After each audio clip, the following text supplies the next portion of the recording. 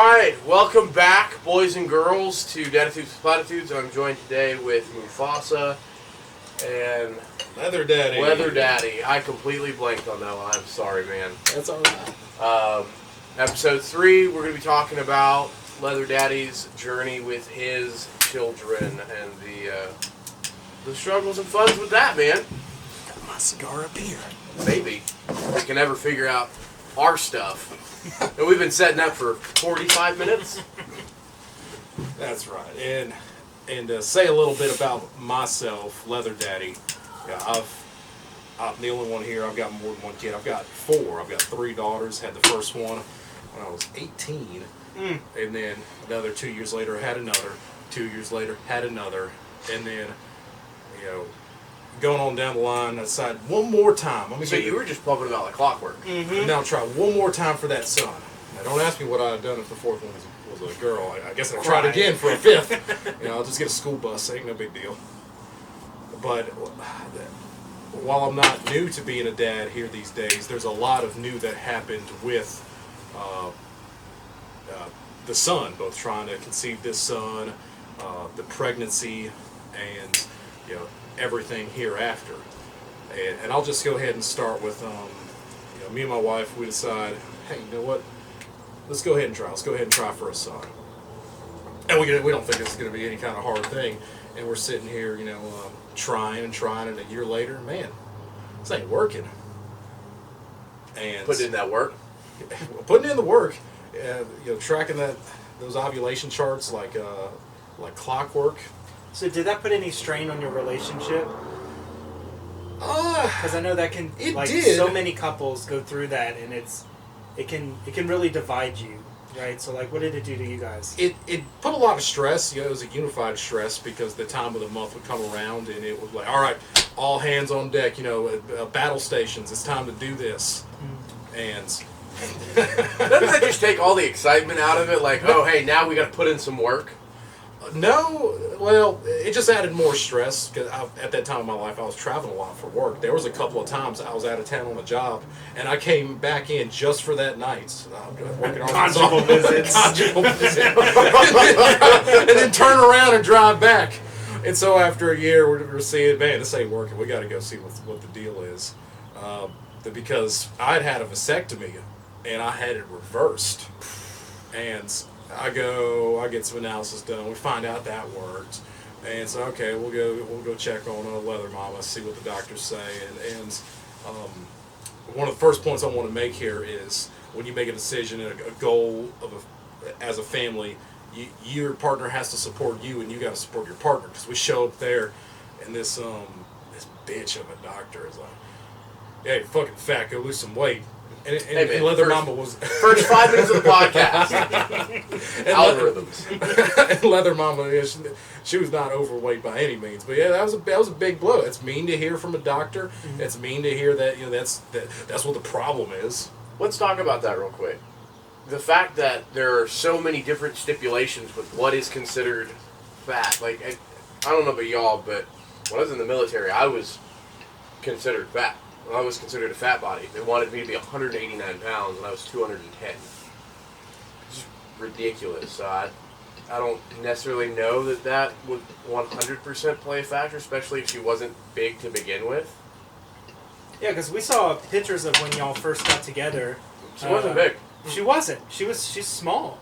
So the specifics are she had polycystic ovaries, and their argument was that'll go away if you lose enough weight.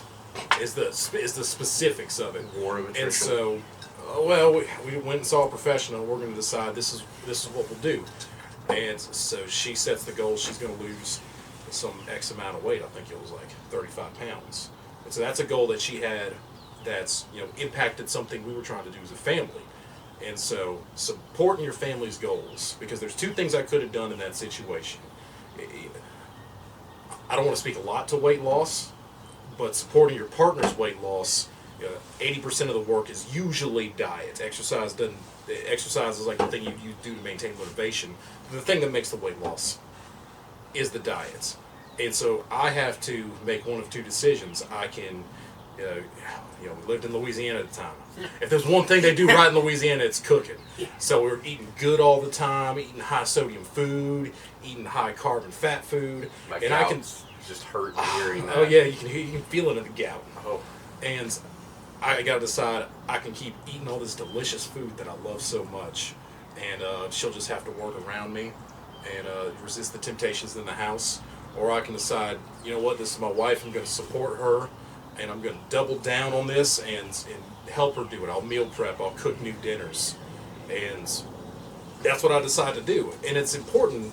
It was important and a big key to her success that I did that, because something that's a unique dynamic in our relationship is my wife has a number of mental illness and just she has autism, and with that makes me the primary primary caretaker, chore doer, a lot house bitch. well, there's certain things that she struggles with that I just take over. Cooking is one of them, because measuring is difficult. Touching meat is difficult. Dishes is one of them for me. So I just handle all that, and so I got to step up and I got to overhaul the entire menu of the house. But I decided, that's the goal that she set. I'm going to do that. So continue on with the story. Eating good food. Chicken tastes horrible because I'm tired of it, because we eat baked chicken for nothing but a year. So, with that being said, though, if you're eating that healthy, how did it change how you felt? Did you feel better? Did you Oh, it was a great difference for everybody involved, me included. So I started losing weight. I wasn't feeling sluggish. It got everyone's vitality up and made hitting that time of the month a lot easier. Boosting your testosterone. Yep, estrogen testosterone levels. Everything was a lot better. So there was secondary improvements that came. But a year later, lost the 30 pounds, still no kid.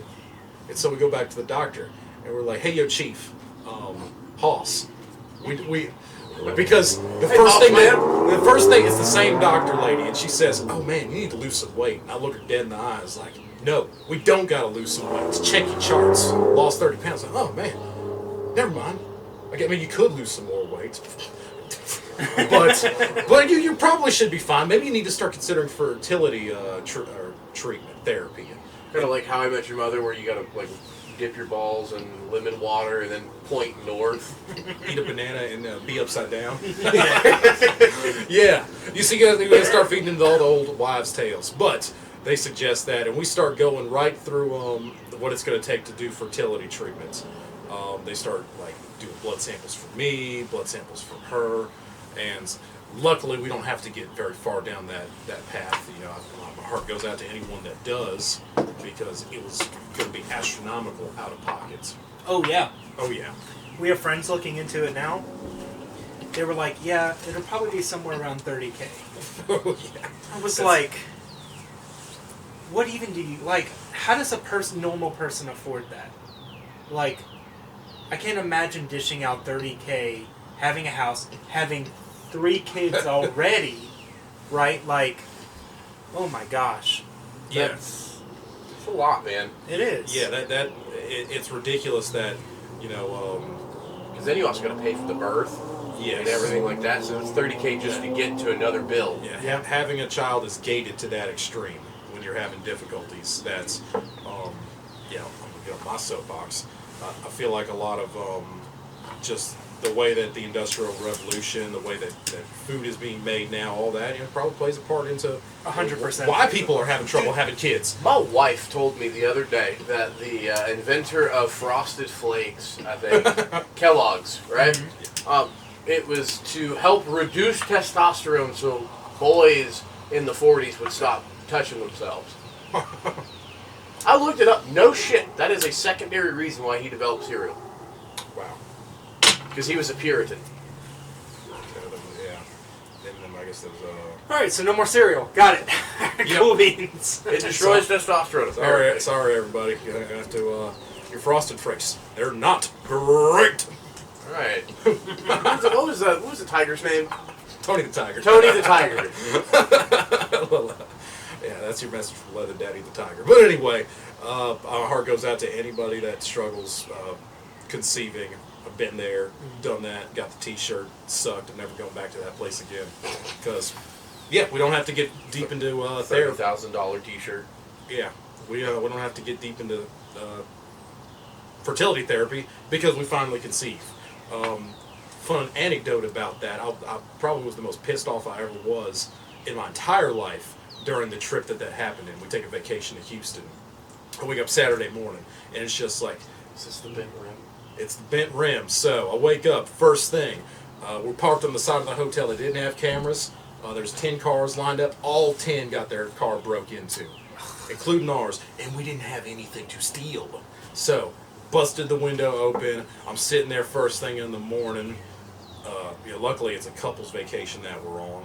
And the If kids I was the girl, if you had the girls there, imagine the. I don't feel safe. We need to change. Why did they do this? Why the bandits do it? Because they didn't have ideas of criminals back then. They just called them bandits. It was like last night. I was talking with Mila. I was kind of being facetious. And I was like, "Oh yeah, it's not illegal unless you get caught. So just don't get caught."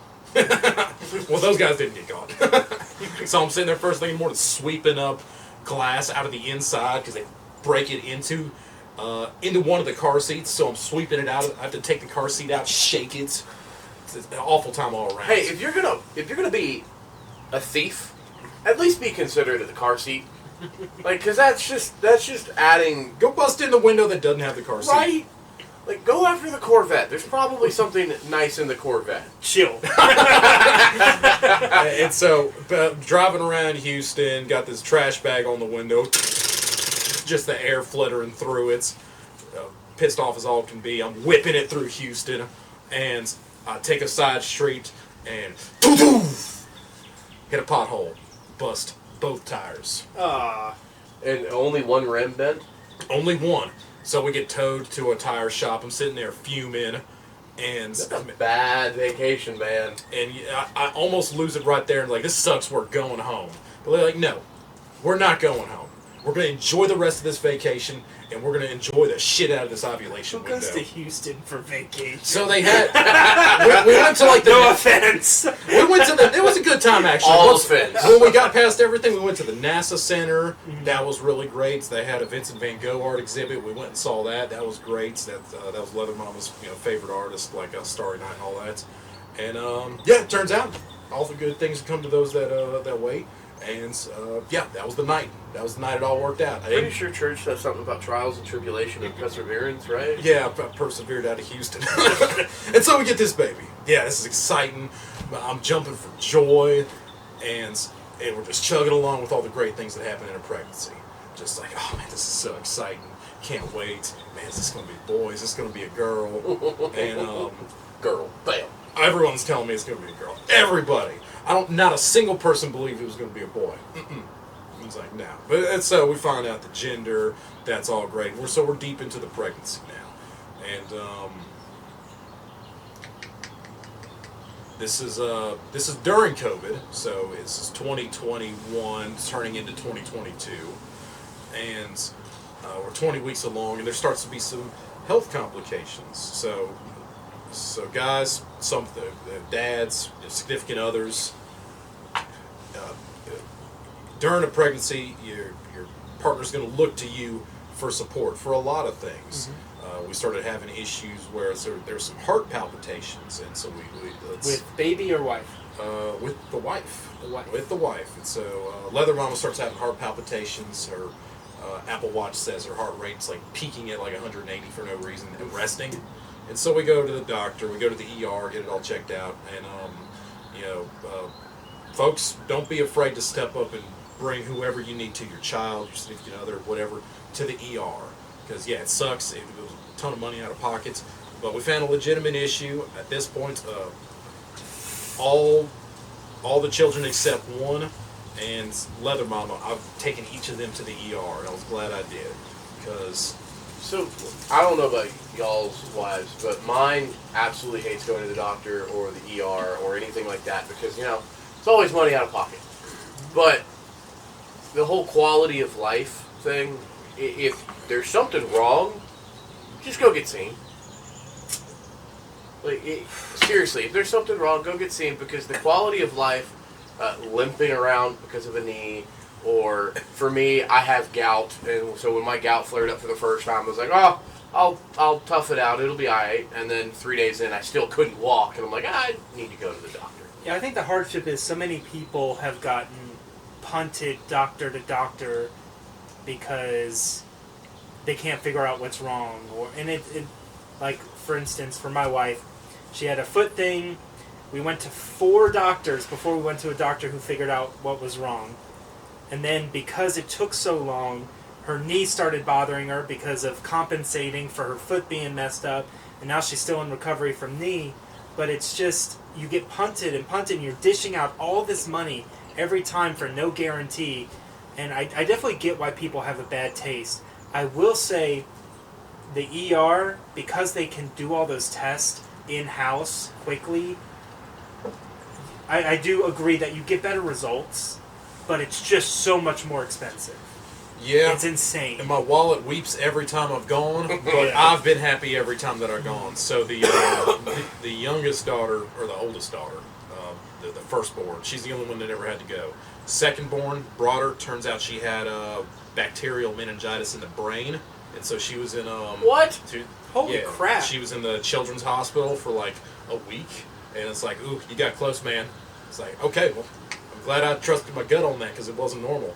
The youngest daughter, she had a pretty serious RSV one time, so they had to do a bunch of aerosol steroid treatment. Yeah, it's the same thing. I mean, I had to take mine a year ago, coming up on a year, and she ended up with a strep B infection in the blood, double pneumonia, and they just kept bouncing us back from the children's hospital emergency room because in Atlanta there's the big CHOA hospital, and then where we live there's that little CHOA branch right off of 13, and so we went there. They bounced us back. It was like, oh no, it's just a minor ear infection. She'll be alright. The next day we go to the children's hospital in Atlanta, and the ER doctor's like, it's just an ear infection. She'll be alright. And so we're like, no, something's wrong. She's had a fever for 6 days now. And so we get another doctor who was not part of the ER department come in, and that's when they did the x-ray, saw her lungs in the x-ray. Funny enough, it wasn't actually an MRI. It was where they could see it in the lungs was on the x-ray. So it was that bad? It was that bad. It showed up on the x-ray, and they're like, okay, we need to do a blood draw. She's got strep B infection.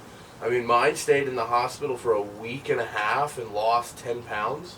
And she was only 27 or 8 when she started, right? She was 38. 38, okay. 38 she went pounds. down to 27, 28. No, she went down to 31. Okay. And she's just now, a year later, back at 38. Fully clothed with toys in her hand. Yeah. Man, yeah. And men's of the house, ladies of the house, if that's what you are, you got to be the one to navigate those situations, to step up, get to the hospital, and it's scary, but if you get in the door, people will help you, and you'll get it knocked out. Out of order, the little boy, he just had some weird gut virus that we got out of the ER for, that he was thrown up for a whole week, and then coming back to the pregnancy. Leather Mama, she had this weird heart issue going on. They put her in a heart monitor. She has to wear it for a week. That sucks. You know how hard it is to shower and roll around in bed with a heart monitor? It's terrible. Oh, man, you're burning weird. Aww. I was trying to do it off camera so nobody can make fun of me. Hey, sometimes they just burn weird. Sometimes they just burn weird. Sometimes they lean a little to the left. Hey, now. There's nothing wrong with leaning to the left. Natural canter. I guess not every... Yeah. Hey, if you're a doctor, make sure you get it right when you do the circumcision. Yeah. And so they discovered that she's got some weird heart condition that can happen during pregnancy. So they put her on these medications. Heart starts stabilizing a little bit, but it's difficult. She can't do any strenuous movement. And it includes taking stairs. She has to pretty much take elevators everywhere now, which she wasn't that pregnant yet. Was this in Louisiana still? So that we had just moved here to Georgia. So in this house where you have nothing but stairs. Yes. 3-level house, guys. Yeah, And stairs to get in the front door. that's right. Stairs for days. So, did that mind shift for her last long term of, I don't want to say being helpless, but depending on you? Did that like increase the long term dependence? Do you know what I mean? It increased her feeling of helplessness, not necessarily dependence on me, and that's something that is extended beyond pregnancy because Okay. she gave birth. There's some things I'm going to talk about before the birth here in a minute, but she decided, okay, it's a year after the baby, I want to start losing weight, and she started getting triggered going to the gym because, I'm getting out of breath, just like when I had my heart condition, like I'm going to have a heart attack, and you had to work through that. That sucked. Yeah. And First week back in the gym is always rough, and I couldn't imagine having some sort of serious medical complication to, give you almost PTSD of that. And so you got to be there, and you got to be supportive. You got to, coming back to supporting your partner's goals. It's also just supporting your partner in general. If they, you got to be that rock. You got to be there for them. Your spouse is like a garden, and you got to water that garden for it to grow. Your support is the water. You gotta plant the seeds so you can reap the harvest. Oh, yeah. We're like a beautiful flower that blooms. Well, look, everybody, or at least beforehand, I think now the mentality has shifted, but everybody used to say, like, oh, marriage is 50-50. No, some days you're going to give 90.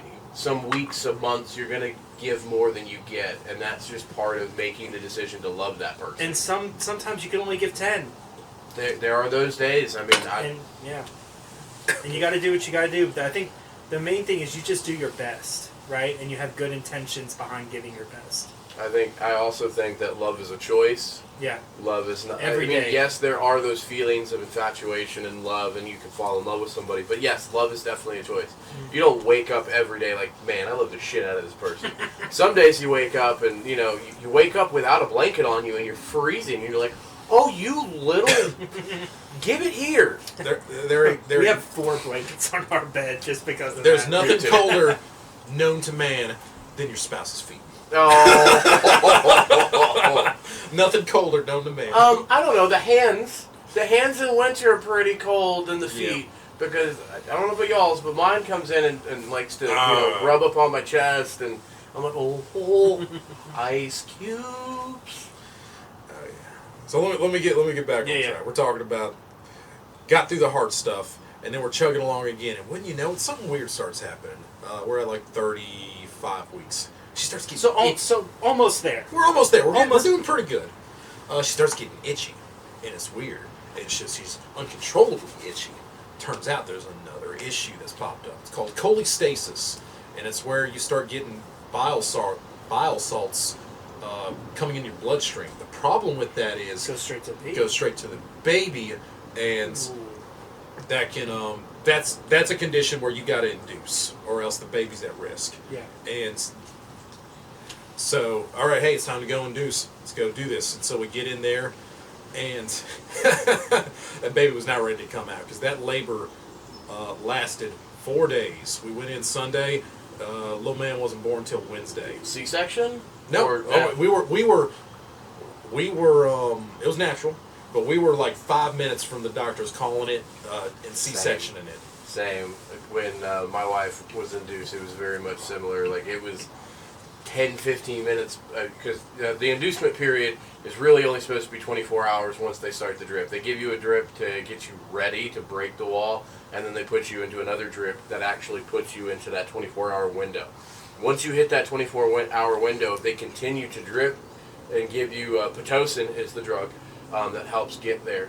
If they continue to give you on Pitocin, it can do damage to the mom and the baby. So after 24 hours of a Pitocin drip, they'll pull the cord and you're going into a C-section.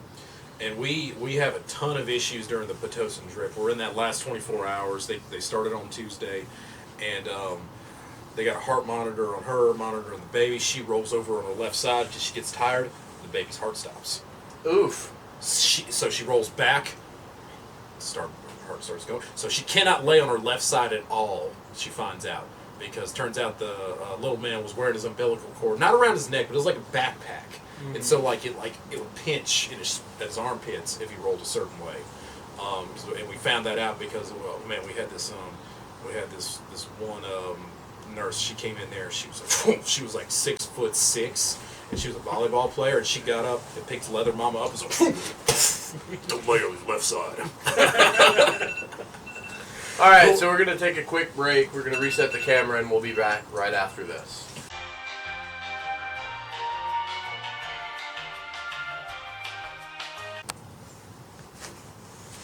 All right, we are back from our first break, so Back in the saddle. back into it. And so, where we left off, Big Bertha, 6'6", slam dunking for the alley-oop back on the right side so that little man's heart rate would return. I bet you she could dunk. Which she probably could. But she, Leather Mama, she was so thankful for that because those are great nurse. Made the traumatic birth less traumatic. But we get there, and it's a point I want to make out there is you and your partner, you got to make a decision and a plan for how the birth is going to go, even if you have to hurry up and do an induction. So, are you going to be in the room with them? Who's going to be in the room with them? That got a little hairy because it was COVID. That's starting to get to normal. We were still under some COVID restrictions during the birth, so it was only me and Leather Mama's sister in the room. No one else could be in the room. But I mean, how many people do you really want in a room during a situation like that, though? maybe just mom also. Okay. Maybe just mom, but not really much. Well, you got to talk about all those things. Who's mom? Her mom. Because hey, it's about her. You're not the one giving birth. Yeah, because we have a friend where my wife was there. She only let my wife in and her husband. She told all the other family members, "You all have to get out." And my wife was there. She wanted her to take pictures, be there for her. And, I agree, though. That's such an intimate and private moment. I don't know if I would want anybody other than my support system. Yeah. My spouse and, maybe one other person. It's hard, because you're vulnerable, right? And, there's Laying it all out. Laying it all out. Yeah, I've heard some tales, some couples, they decide dad will not be in there. He'll come in right after, or he'll be in an angle where he can't see anything. Doesn't want it ruined. Yeah. Just so you do what you got to do, but you talk about it and make sure you have that open communication. Gonna harp on that all episodes, every single time. Communication. Absolutely. Communication is key to a successful relationship. But you have your plan, and you do your part. Yeah, maybe you're not the one pushing out the baby, but there's things you can do. Get them the yoga ball. Help them do breathing exercising. Give them an arm to hold on to while y'all walk around the unit. Whatever you got to do. And, little man, he's here. Not a lot of complications with the birth. He's just a little yellow, just has a little jaundice. So we had to sun the baby a lot. Had to put him out, get him that extra UV. But so now the baby's here, and now some of our next concerns pop up. Little man's not the first baby; he's number 4. We got 3 wonderful daughters, and now we're concerned on, how do we balance it all? Because a new baby takes a lot of attention and is very helpless, very vulnerable. You got to give that baby everything. So how was it different introducing the 4th versus the 2nd or the 3rd? It wasn't, because the age gap is much different now, right? So it was different because the girls were all so close in age that babies are still magical at that age, and you're not sure if they're going to still be magical when they're a 9-year-old or a 7 or 5-year-old. Ultimately, a lot of those concerns didn't matter because the girls just fell in love with him at first sight. We constantly fight each other over who gets to be with him, who gets to do stuff with him. Deuce. Yeah, he's got those little, he's 18 months now, and he's got all those little catchphrases, and he'd be like, ups, and deuce. He'll say deuce for this, yes, anything. And he's just, he's great. But we had that concern of, you got to balance everything out, because it is very easy for a child to think that you're playing favorites with a sibling. And you got to make sure you give everyone their due.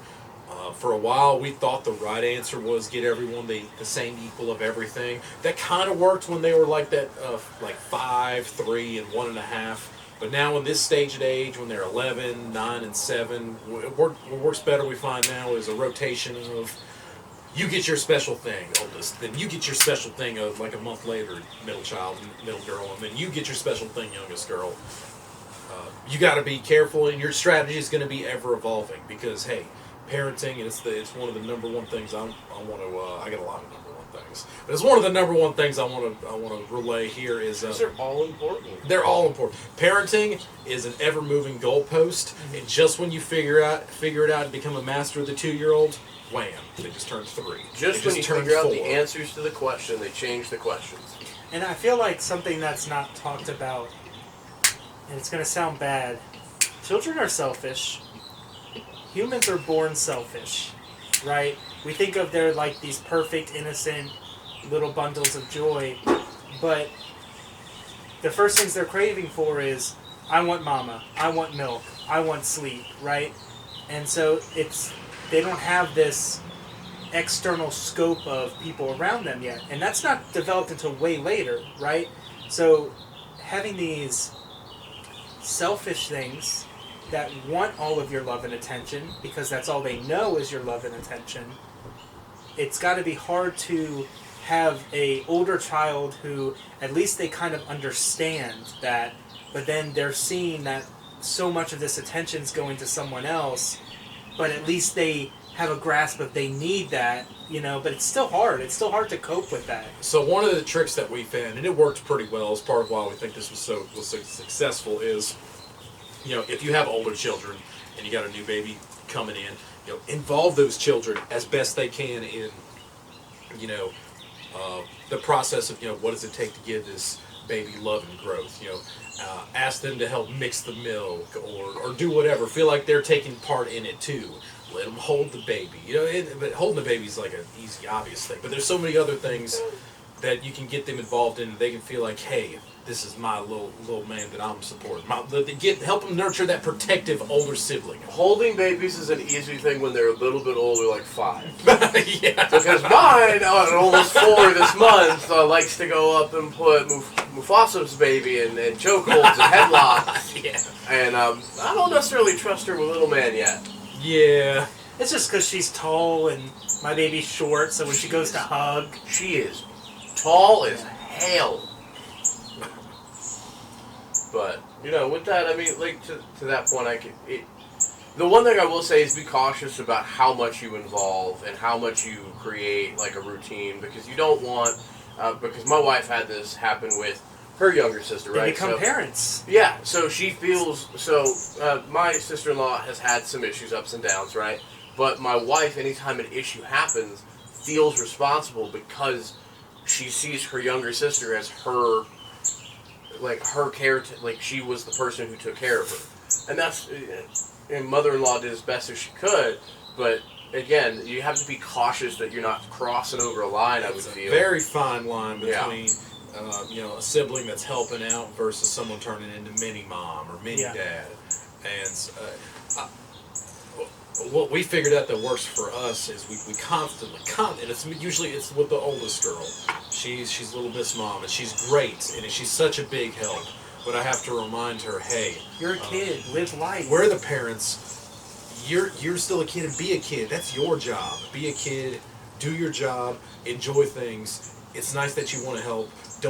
You don't have to be the parent, so don't try to always parent.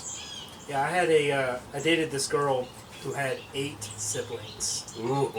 And she was the oldest, and then her and her younger younger sister parented all the rest of the kids except for the baby. They didn't miss those ovulation windows. Yeah, they did not. And then her and her sister parented everyone except for the baby. The mom and dad took care of the baby, and the older siblings took care of the rest of the kids. And she grew up just hating the idea of children. Hating that, because she's already been a mom to 6 kids. Why would she want to be a mom again? Why would she want to do that? You robbed her of that joyful opportunity to become a mother. It's hard. It's a hard balance. So one thing I do want to say is I think you guys do an awesome job of being involved with all four of them because it's hard enough with one, right? For anybody who doesn't understand having children yet, if you're about to have a kid, the child requires a lot of attention. Like mine, to be able to do this, wants me to cuddle her at nap time and sleep with her because she's got an earache, because she doesn't feel well. And so that becomes pretty normal with one, let alone four, much less 8, right? So something it was. Cause I forget. I'm really good at this. I'm good at remembering and thinking of something really good, and then I forget. Then I eventually remember it again. So I remembered. The point I wanted to make is, I'm a dad of 4 at this point. Little man, he's number 4. I'm an old hand at this. I'm a pro.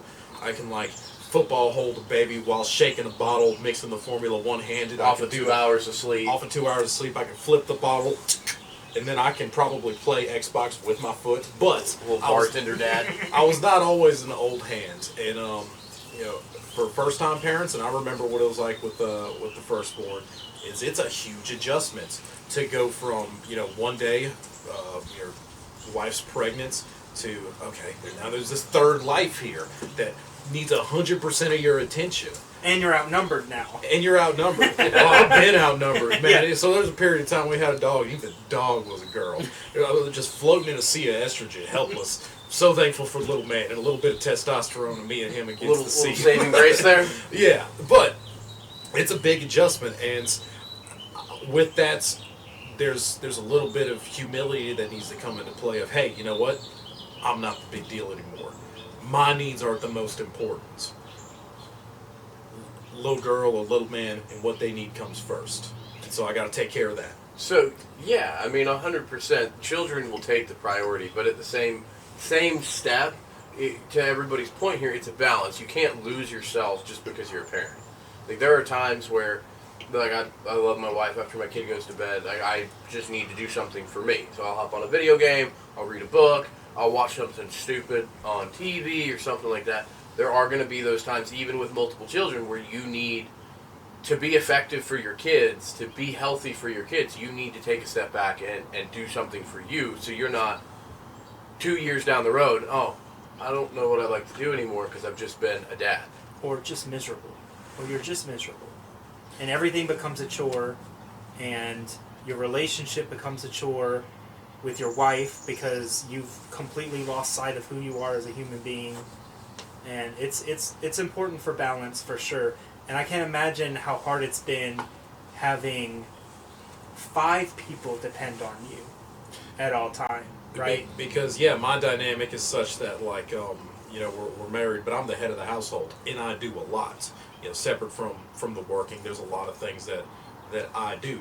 Just because, my wife, her full-time job is stay-at-home mom, stay-at-home homeschool, but just because I work all day to make all the money, that doesn't mean I get to come home and kick my feet up and watch some football or something like that. Right. It's not the 60s anymore. That's right. Yep. So work doesn't stop when I get home. I got to start doing my part, and it's all about balance and communication. So you find the things that work for you. Maybe you're the bath time king, and you help bathe little Bubba man and get him a bath. Maybe you're the bedtime king. Maybe you read him the story. Maybe you put him to bed. But you figure out the things that achieve the right balance, and you do your parts while also taking care of you. Yeah. Because also what goes on with that is men in sexless marriages are often because the wife is doing all of those things, right? Didn't think about that. That. If you really break it down, for instance, my wife, she tutors for extra money, but she's at home during the day with the baby. I work from home, so we're both there always, helping wherever help is needed, right? And so when baby goes down, neither one of us are wiped because we've had support, we've had help. So we have opportunities to be intimate, right? But if you get home from work and you're lounging on the couch drinking a beer because you had a bad day at work, and you're not helping your wife who was home all day too, or who might have worked all day, has a full-time job watching kids. Also it's a coming home. Job. Yeah, but also let's say they work too. say they work and come home and they're the ones cooking dinner. They're the ones putting the kids to bed. No wonder you're not having sex. Your wife's freaking exhausted. Do your right? part. Do your part, guys. Man. Do your part. Wash the bottles and then get you some later at night. But it's so true. Like, there's so many couples, especially, I don't think it's as prevalent in our generation, because I think the men in our generation have really stepped up in being in the house more and being a father more. But in the last generation, there's so many cases of it. If you're a previous generation and you disagree with what we're saying, I would encourage you to reflect and see how the younger generations are doing it, because it's interesting to see those conversations from the last generation, right? Because my dad's 65.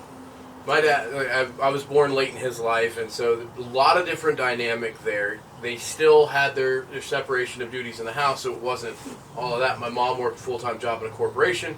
He owned his own business, is doing construction. So yeah, it was a lot of times where my dad was traveling or something like that. And this isn't put anything on blast, but it's interesting to see the different parenting styles and seeing them disagree with things that we're doing.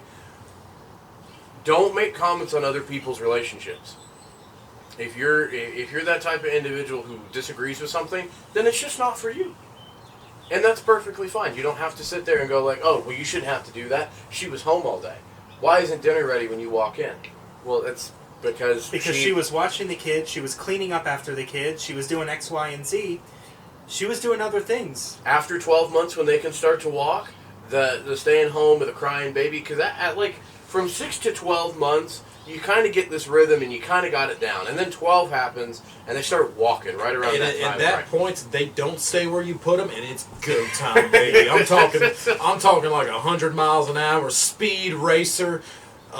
Better have those baby gates up on the stairs, because 1 second they're there, another second they're on the top stair, leaning on the rails, screaming "da-da, da-da," looking while you won't open the baby gate. And you have 1 second away from tumbling backwards. And you have to be mindful of things that you put on the TV, because we were down in Florida, and my daughter loves Halloween movies, loves Halloween in general, and so we made the mistake of letting her watch the newest Michael Myers movie, Friday. She's bouncing up and down, enjoying everything, the theme song. And then, 2 weeks later, she comes up behind my wife sitting on the ground. My wife's sending me a video or a Snapchat, and just mollywops the piss out of the back of her head with a wooden toy broom, and just blood starts pouring down my wife's back of her head. So you have to be careful, because once they start walking and start paying attention, everything becomes intake for them, and monkey see, monkey do. And a lot of the newer kid movies, you also have to be careful, because there's a lot of fighting in them. The Monkey King one that came out on Netflix, it's a good movie, but there's fighting in it. So of course, what does a kid want to do after they watch that movie? They want to have their own special WWE SmackDown right in the living room. I'm talking about full Rage in the Cage title match. Oh yeah, it's great. But that's also some of the funs of being the dad, though, is you get to be that, right? Oh, yeah. But you have to explain, hey, this is a daddy baby situation. This isn't you can't do this with your friends. And you can't do this to mom. Yeah.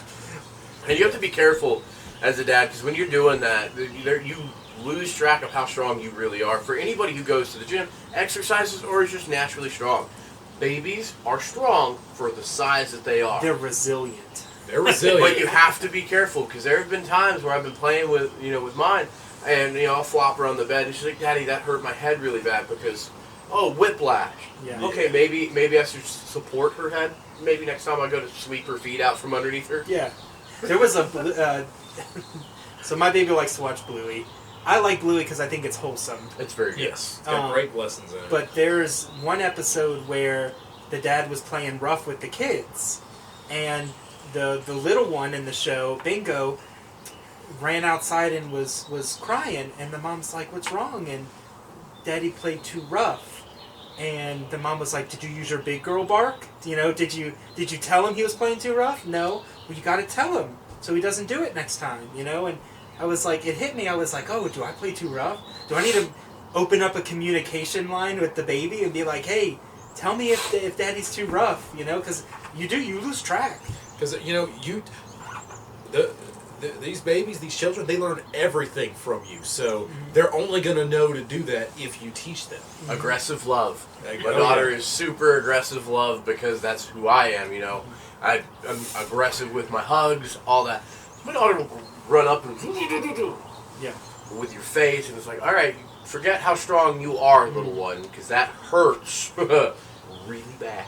Yeah. And so, tough pregnancy, get through it, baby's born. A lot of concerns on how the sibling's going to take it. Turns out it's okay. Takes a lot of work and a lot of balance, though. A lot of work and balance even still to this day. Because every day that you think you figured it out, you got to figure out a new thing because something new happens. And probably the last point I want to make, and it was something that was surprising after the birth is, the baby's not the only one that needs a lot of attention afterwards. Your wife does too, and you're So do you. and so do you. But she went through all the hormonal changes too, right? So like, she does. She needs all the love. Cause, and something I want to build on. People are selfish things. I ain't gonna miss out on taking care of me. Folks, make sure you take care of you. I don't miss on taking care of me. I do what I need to. Guys, you do what you need to. If it's a D10s, playing some Xbox, watching the game, watching a show, Getting together with the guys and smoking cigars, whatever. You take care of you. Going to the gym. Going to the gym. Gym is a great thing. Everybody needs an Uncle Jim. That's right. But yeah, after the birth of a child, there's a lot of hormonal stuff going on. You got to be there to support your wife. You got to kick them out of the house if it looks like they're like turtling in because their confidence in themselves is shaken after the birth and their body's going through so many changes. Yeah. Something that was finally a year later, baby just turned 1. Wife decides, I want to get back into the gym. This is not a new thing. We lost so much weight doing the meal preps before the pregnancy. And then, we start doing all the same stuff we did before birth. And 3 months later, not a single pound is shed for her. I lost like 15 pounds. And so, man, it changes. You got to start mixing it up again. Postpartum hormones are a real thing, and you just got to reality check your wife and help her realize, hey, just, maybe it's going to take a few more months. Eventually, here it is on a year and a half. Things are finally starting to move. Getting back into the gym helped, but also just, I think, enough time from birth going on. Yeah. And you need, to that point, to take care of your wife, to take care of you, to take care of the kids. I think you definitely need to have a community. We talked about it previously. You have to have that community for your family, because you may have to travel for work, right? You may have a day that requires a lot more attention, and so guess what? Now your family doesn't necessarily have to lean specifically on you. They can lean on their friends. They can talk. They can go out. They can do a girls' night. They can do a play date. The guys can get together. And, maybe you've had a really rough day, right? And your family has required a lot of you. Your job required a lot of you, and you just need to, be with people who get that portion of it. And so you have to have that community. I'm blessed to have these two individuals, because the amount of happiness and joy and frequency of my, sadness that kicks in, because everybody has a little bit of sadness that comes into play every now and then, has dramatically reduced having that community. I mean, you guys are, awesome to hang out with. It's great going to the gym. I know the kid loves your families, right? So it's just one of those things where you have to have a little bit of everybody's involved, because it makes life, one, easier for everybody involved, and two, it's more joyful seeing them develop their own connections and relationships outside of the ones that they just are born into. And also, you got to go back in history, right? From the dawn of time, we are communal beings. We were designed to be in communities, in some form of unit, right? And so that's this idea of isolation that we've been has only been really 40, 50 years.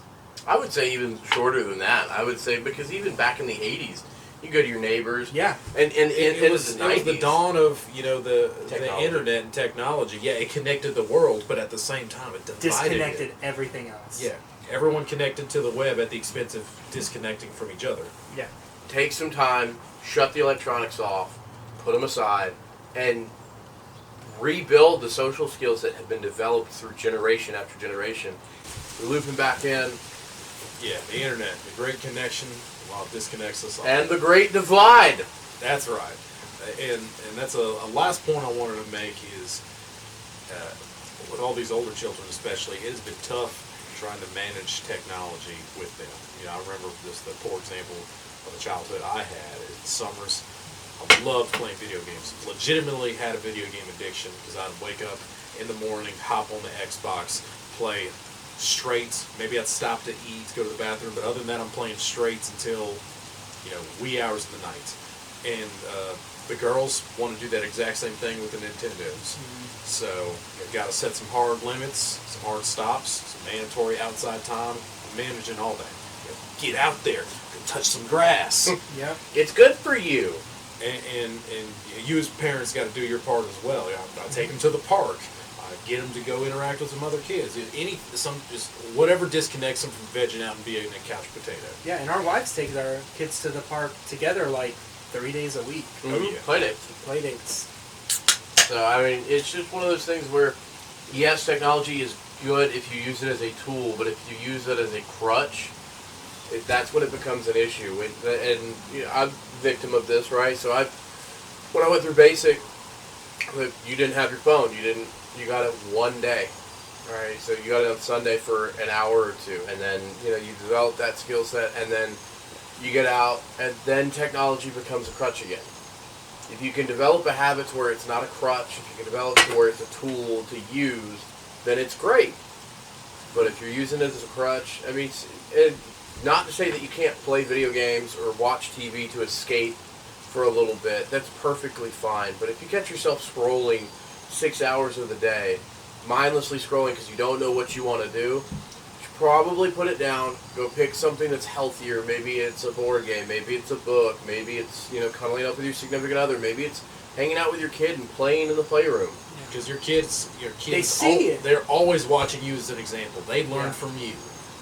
Yeah, I personally, I got rid of my social medias for the most part because I caught myself just, instead of playing with the baby, I would sit there and be checking my phone while she's playing. I'm like, I would have hated that as a kid, seeing my dad do that. Right? And I feel like we're supposed to be the parents that we wish we had. Mm-hmm. And even though our parents might have done a great job, I still want to be the parent that I wish I would have had as a kid. I think at the end of the day, just if you can learn to mitigate the amount of technology, then you should be doing all right. I mean, if you can figure out a balance that works, then good. And it's especially those little babies. They're especially vulnerable to getting some fixations on there because it's so easy to turn on. When the girls were younger, it was Mickey Mouse, but now it's the dancing fruit, or some families are Cocoa Melon families, or even Blue Wheat. Cocoa Melon is the worst. It's so easy to just put it on, and all of a sudden it's like magic. They just stop, like they were a 6-month-old again. Who here has seen Serenity, the sci-fi series? The one that's based off of Firefly? Firefly, yeah. Yeah, okay, so there's a spot in it where one of the main characters, or if not the main character, River, the person that everything's happening around because she sees a stream on a TV in a bar and just goes off because the TV had a underlying message signal to trigger something programmed in her brain to just send her into a sleeper cell. Exactly, that's what it was. She was a sleeper cell. And I'm not going to say that it's not happening, but I'm not going to say that it is happening. Oh, no, our kids are definitely getting programmed by what they're watching. Yeah, I was trying to be more mindful of it, but yes, there's definitely some stuff out there that is just not good to watch. It's marketed for kids. It's just not good. It's not. Yeah, especially YouTube's dangerous with the way it autoplays videos. There was a scare a couple of years ago where there was this scary lady-looking character that would they'd have kids shows for the first couple of minutes into the video, and then a jump scare, and it just scared them or knocked them in the head. So it's if you make those videos, you're a dick. Yeah. Manage the technology. Be mindful of what your children are getting into, and get them to go touch grass. But that's been a little bit about Leather Daddy of just the the newest little man baby of the pregnancy, trying to get pregnant, balancing the relationships with all the children after he was born. And that's a little bit about me. At some point, I'll say some more about some of the other girls in detail. Like there's a lot preview of it. There's a lot to say about the youngest because I was a freshman in college. I'm 18 at the time. One day I'm this feeling hot, top of the world 4.0 student, and the next I find out, shit, I'm gonna be a dad. I gotta step up and grow up real fast. And get a job. So, it's so cool to see how people develop in such a short amount of period. 9 months is not a long time for anything, right? You can go on a 9-month, fitness journey and get absolutely shredded, and then fall off the wagon for 3 months, and then you're back to being, 20, 30% body fat. So it's one of those things where it's just really interesting to see the development and changes. Yeah. So that's it till the next one, y'all. This has been Leather Daddy, Mufasa, and Alienated. Have a good one. Peace out, Tiger Scouts. dad approved.